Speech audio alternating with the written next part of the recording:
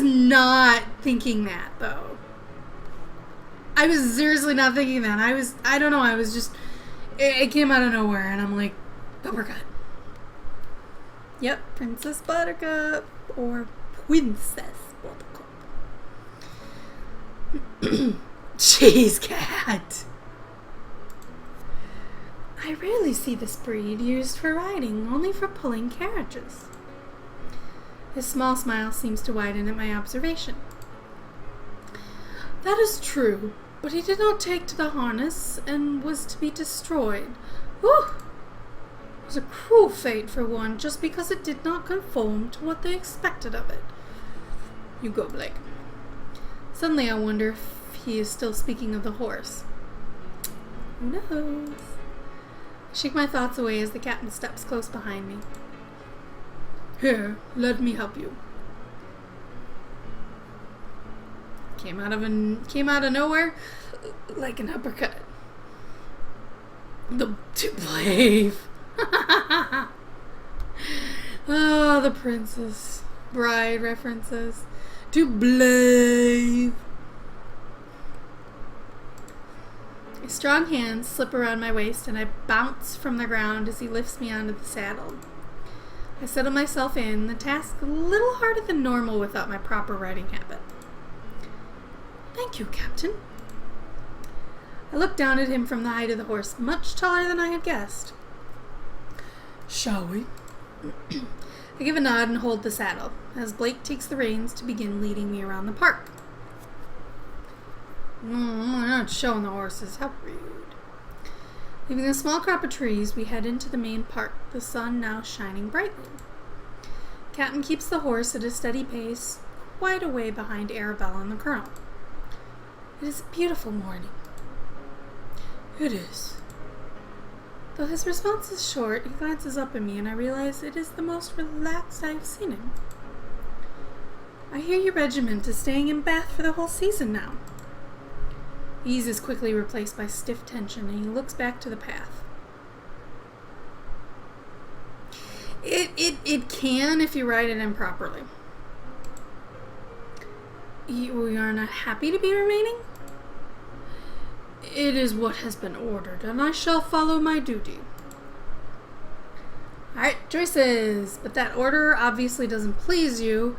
If you don't want to stay, then don't. Please don't hold back your enthusiasm. On my count, you are a true soldier.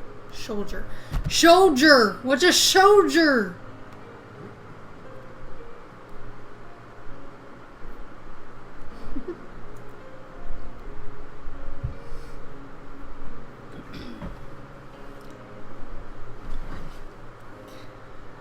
It only hurts if you do not know how to ride a horse, Rabbit. I know, I'm disappointed. They didn't even show the horses. I'm like, really? So rude.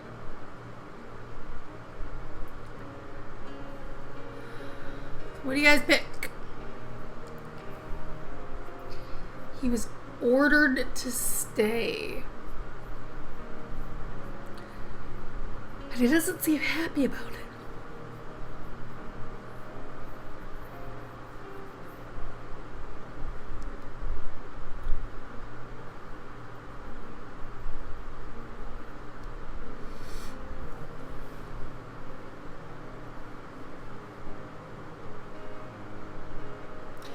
Well, you should learn how to, Rabbit. It's actually pretty fun.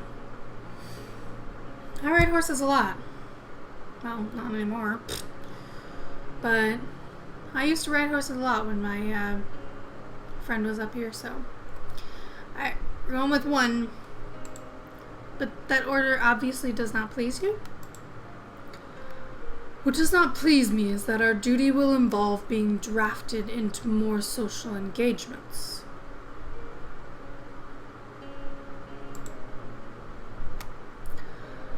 I do not see that should be the duty of a military officer.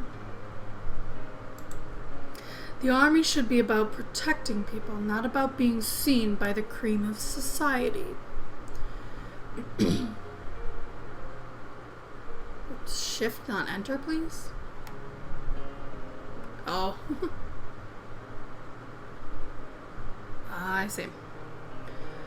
Well, I grew up with my best friend. I actually met her in middle school. It was 8th grade. And she actually did some horse training for another friend of hers. So that's why I learned how to ride horses. Although now she's in Illinois, so I don't see her much at all. So it sucks. I arch my brows a little at his sudden outburst. He flicks his gaze to meet mine, obviously shocked himself. I apologize. I did not mean to voice my thoughts so abruptly.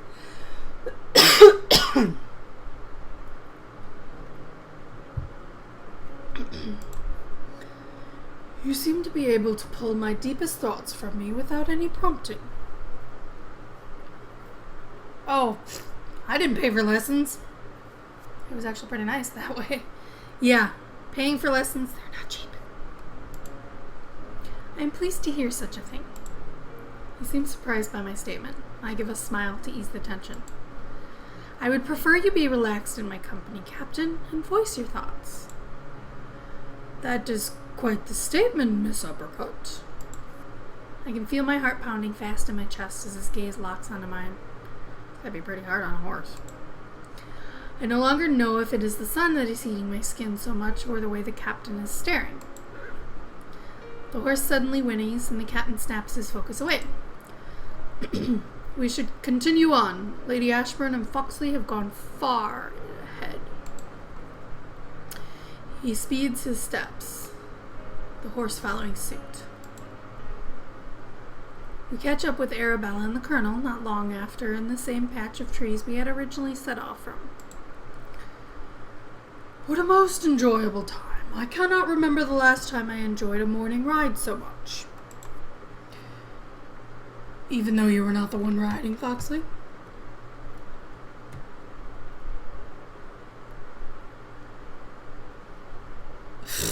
Yeah, a deer ain't gonna let you ride it. Yes, well, all the same, it was wonderful. I agree, Colonel. Now will you oblige me and help me down? He gives a pleased nod and turns to Arabella, wrapping his arms about her to help her to the ground. Smile at the pair, twisting in the saddle to dismount myself, having had much more experience with riding than Arabella.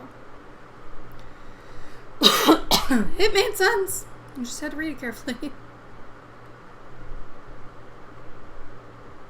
Cat does.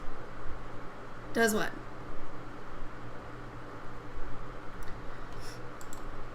I ease myself onto the ground, brushing down the creases in my skirt when I land on the grass beneath. Yeah, you might kill it. I'd probably kill it. The horse then nudges its head into my back. It's a gentle motion, but much stronger than expected, sending me stumbling forwards. Oof! Ooh, ooh, ooh. Before I'm sent tumbling onto my knees, a strong arm curls around me. Glance up to find Captain Blake holding me steady. His hand spreads against my back, and it's almost as though I can feel the heat of his skin against mine through my clothing. I apologize. He enjoys being fussed after a ride. It's quite all right, Captain. Take a steadying breath, trying to calm the sudden fluttering in my stomach. Almost lose my breath when his arm tightens around me, pressing me closer against him. Yep. Ooh. And his arms tense, his eyes shift away, and he lets me go. He quickly turns to his horse, scratching the creature behind its ears.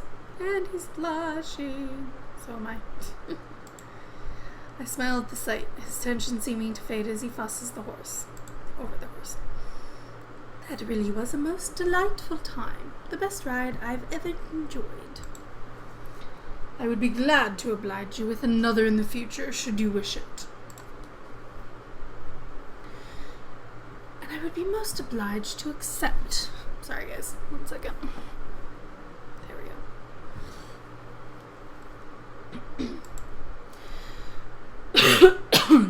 go. I watched the scene with a smile, but eventually step forwards to interrupt before they are both completely lost to each other. Oh. Well, nothing more happened. Not even a kiss, for crying out loud. We should return home, Arabella. Do you not have correspondence to attend to? My statement shocks her from her gazing. Oh, of course. Then until we meet again. The two give deep bows, and we return it with curtsies. As the captain makes to stand, I find his attention on me, the fact making my smile widen. Now it is Arabella's turn to interrupt. Shall we, then? She wraps her arm into mine and leads me away, Captain turning back to Foxley as we do so. When we return home, we are greeted by a maid who takes our hats and coats. So you have an interest in horses now, do you? Arabella turns to me with a wry smile. Yes, I felt quite the interest stirring. Was that before or after the Colonel offered you to ride his? You both give a laugh that echoes about the room, soon drowned out by Johnson's heavy footsteps. Miss Uppercut, Lady Ashburn, you have visitors. Visitors? We were not expecting anyone, were we? Arabella shakes her head in response. We enter the drawing room quickly, only to be greeted by two stiff faces. Oh crap, I think I know who it is. Yep! Moment I heard stiff. Cat, where's your beep beep beep? Lord Walter Huntington and his mother, Lady Thomasina Huntington. Lady Huntington has settled herself into the armchair. Her son stood behind it like a bird perched on her shoulder. We managed to school the obvious surprise from our faces and drop into small curtsies.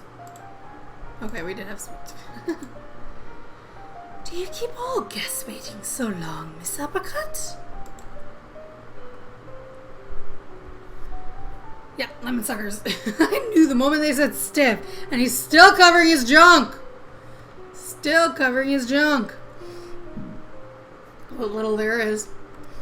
Alright, got choices. Only some, Lady Huntington. I apologize most profusely. You should have sent word and we would have been prepared. Honestly, the most diplomatic one would be 3.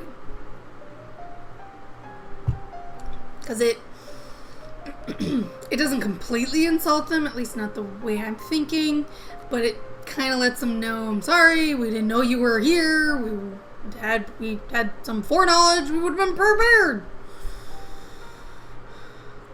I know, doesn't she look friendly? Look at those wrinkles. She's got bags under her eyes. She's got these weird wrinkles. And she's always wearing that shirt. Or dress. Sorry. 3? Okay. You should have sent word, Lady Huntington. Then I would have been here promptly. You would expect me to go out of my way to do such a thing? Yeah. Wrap my fingers together in uncertainty of her sudden sharp tone. She waves away my obvious concern. When I call, I should hope you to be in, whether I send word or no. I know, it does look inviting. I do not voice my opinion on how I should predict her visits, instead just giving a small nod. But I did not come to speak of the etiquette of visitations. Arabella and I both take the seat opposite her. And her froggy son. I can't help but feel Lord Huntington's sharp gaze on me as I move, so I shift a little away. That's what I'm thinking. The fuck out of my house. My house, my rules, bitch. How can we help you, Lady Huntington? I have come to interview Miss Uppercut. You fuck up, bitch. I can't. Interview? Lady